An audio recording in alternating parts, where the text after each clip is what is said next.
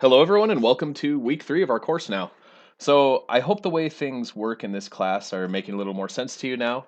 I know I've emailed with a few of you who were having a bit of difficulty, and I think the overall process makes sense now. Just so you know, it's not going to change over the next 12 weeks, with the exception that there will be 2 papers due.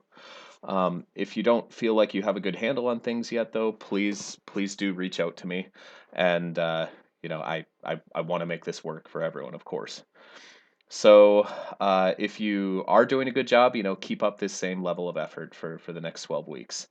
And I really want you all to succeed in this class. This is important material that we're covering, and important discussions we're having, and important critical thinking skills we're going over. So, these topics aren't just important to your college career; they are important to our country. They are important to the world. So, I want to jump back in time now. Let's make my face a little smaller. Come on, face.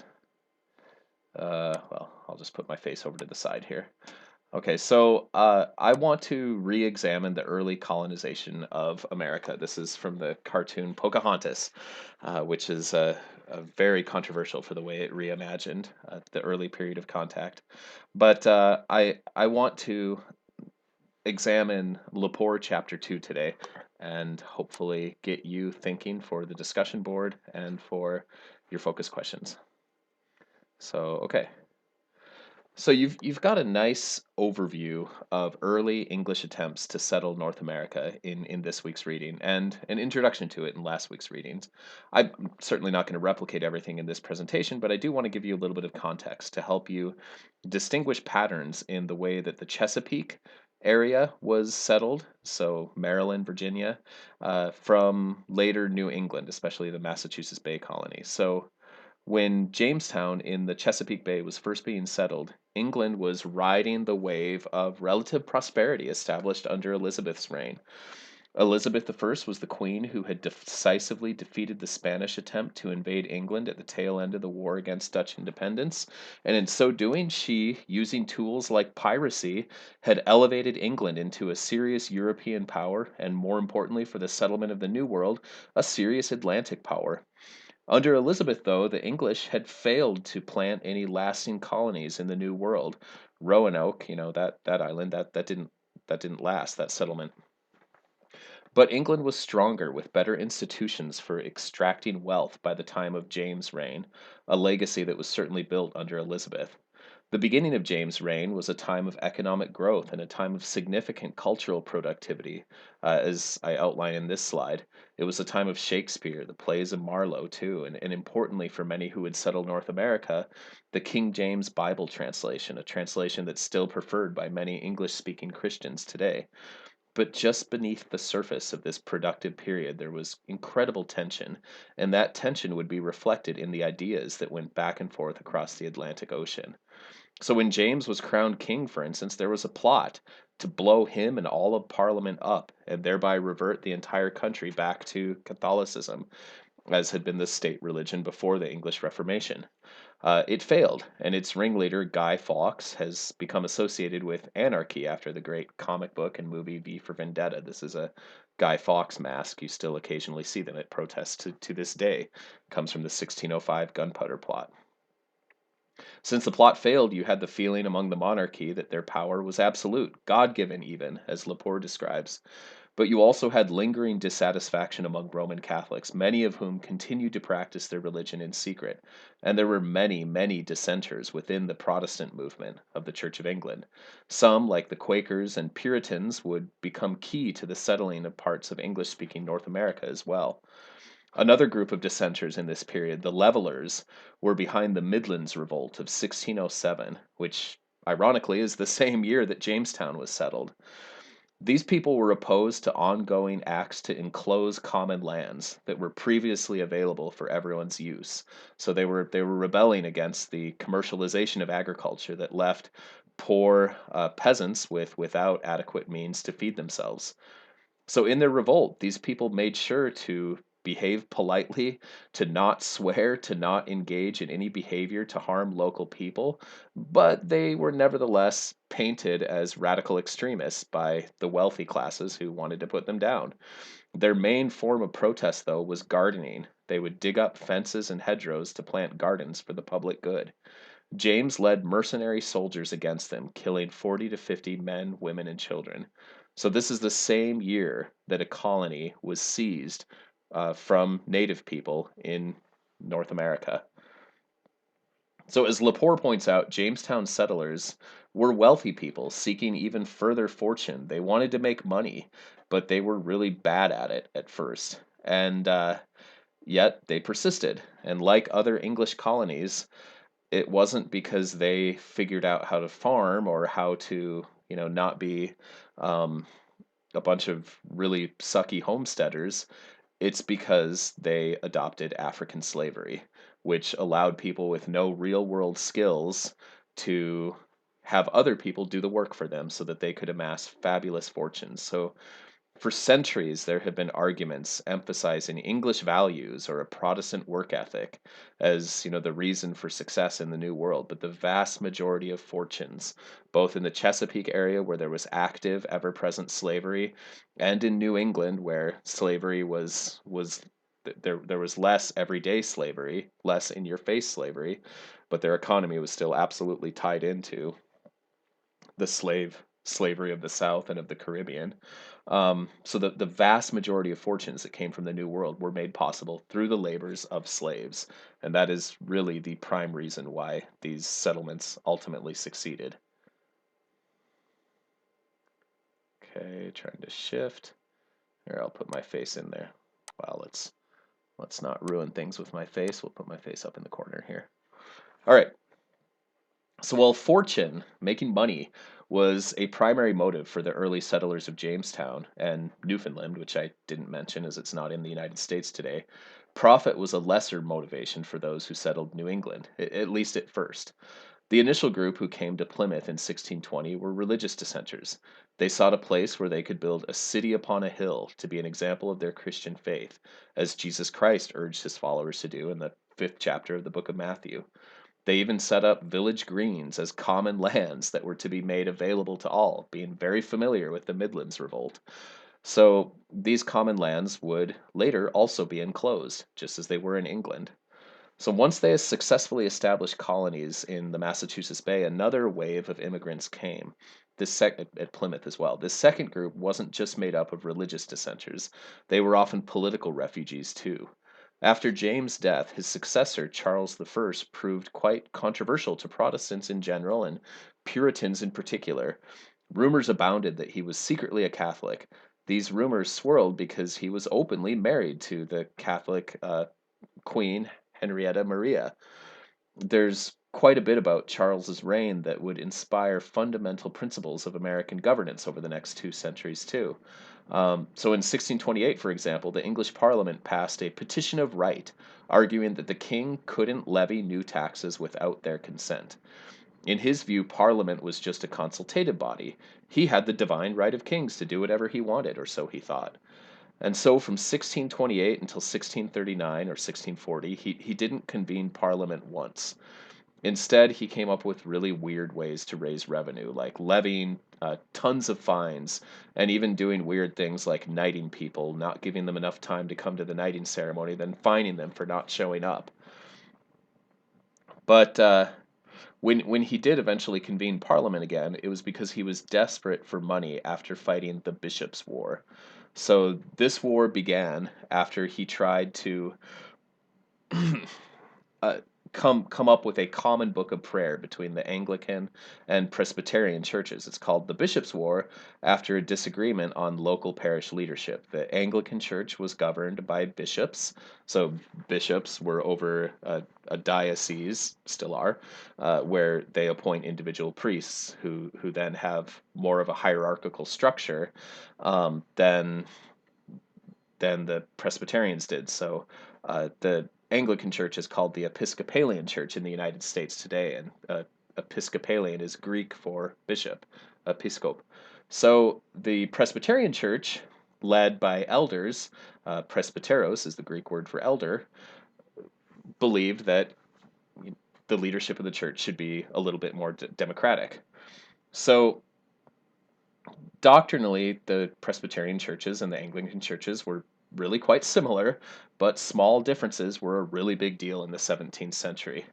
This was, after all, at the same time that the 30 Years' War, a war between Catholics and Protestants, was ongoing in the rest of Europe. Perhaps the bloodiest of the wars of, absolutely, not perhaps, the bloodiest of the wars of religion. So during this war, Charles also did really annoying things like forcing the population to feed and house his troops, something that would continue to annoy American colonists over 100 years later. So this war really sharpened the division between those who supported the right of Parliament to rule and those who supported the right of the king to rule.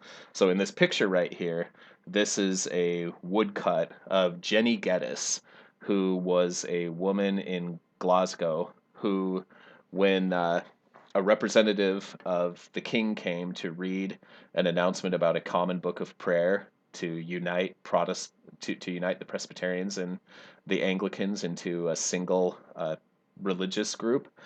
She apparently threw her stool at the representative of the king, and throwing the stool ended up encouraging everyone else in the crowd to throw things at this person, and this was the beginning of the Bishops' War. So, when the English Civil War broke out shortly after this, parliamentarians fought against royalists.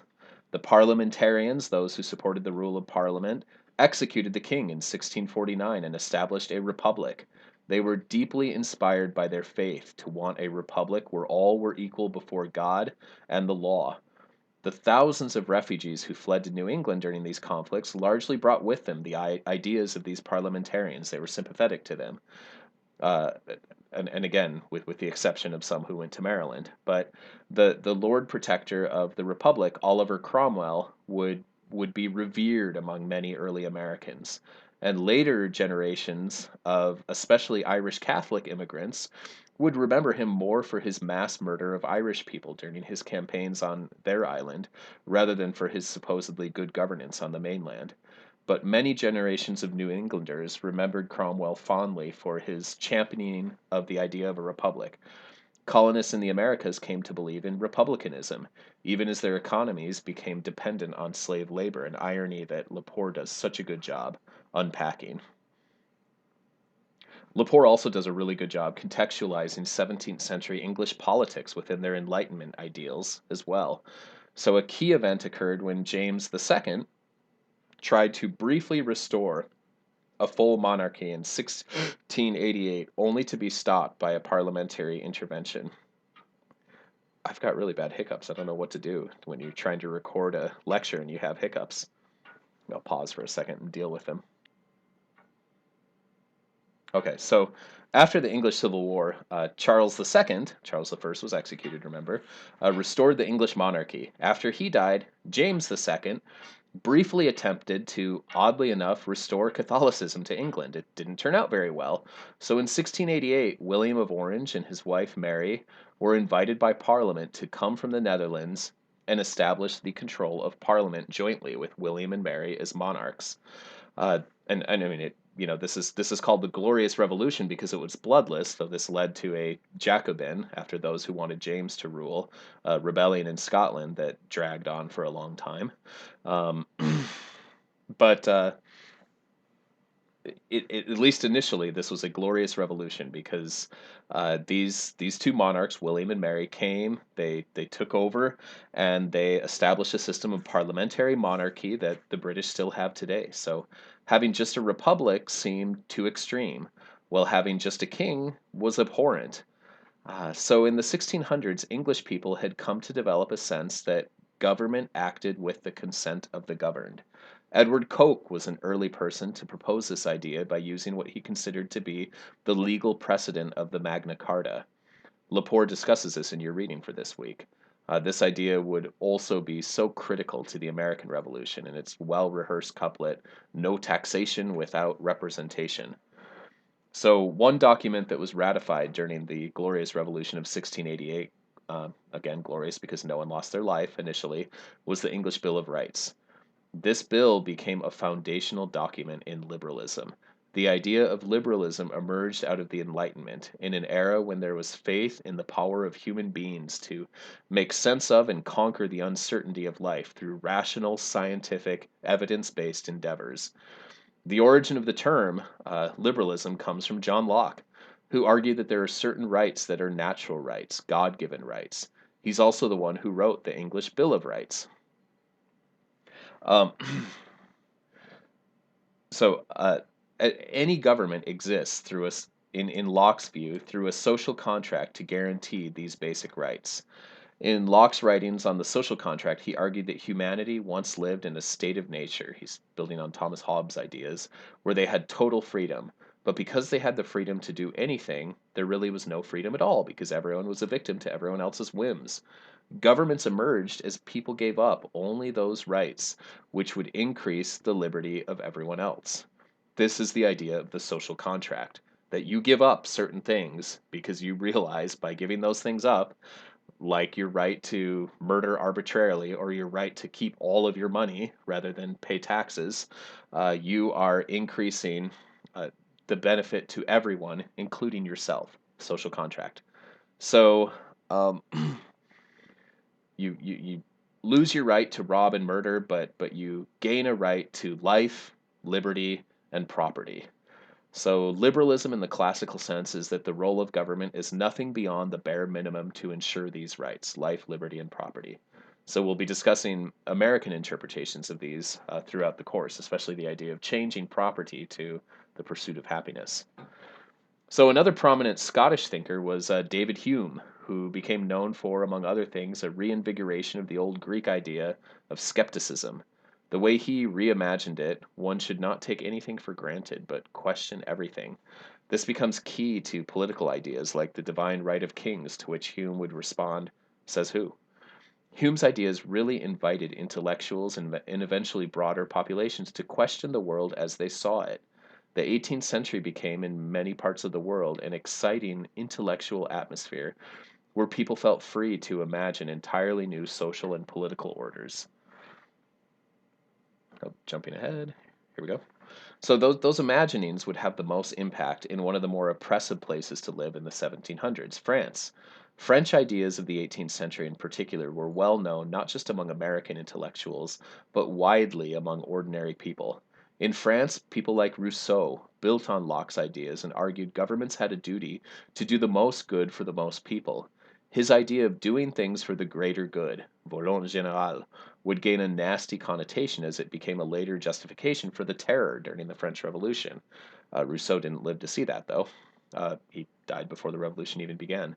Montesquieu then argued that different government types have different virtues and are better for different kinds of people. So naturally, absolutist dictatorial leaders used his ideas to argue that their government type was best for their people. Remember that so many of the founders of this country were open to experimenting with different political ideologies.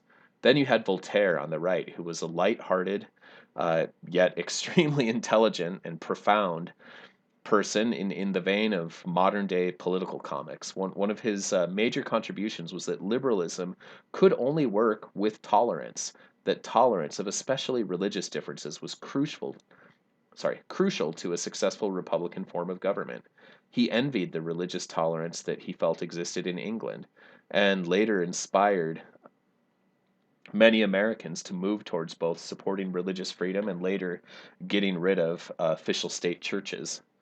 So Voltaire also believed in freedom of the press. I love Lepore's depiction of the Zanger trial, where in 1735 the rights of a printer in New York City to malign the colonial government was defended, and yet she does such a beautiful job juxtaposing that to an event that occurred just 6 years later, where more than 100 slaves in the same city, in New York City, were executed without proper trial, without due process, without an ability to defend themselves over suspicion of starting fires as part of a broader slave revolt. So, within 6 years, in the exact same city, you had this beautiful tenet of the right of freedom of the press upheld at the same time that a willingness to use extreme unjust brutality for the sake of maintaining slavery and the American caste system occurred at the same time. So rights and wrongs, it seemed, increased in almost equal proportion to each other during this period. All right, so that's a lot to mull over for this week. And I encourage you now to try your hand at these extra credit bonus questions. And please reach out if there's anything at all that you'd like to discuss with me. I've been having really good attendance at my office hours, but I would like to see and talk from, or see and talk with even more of you. So, all right, thank you. Hope you have a good week.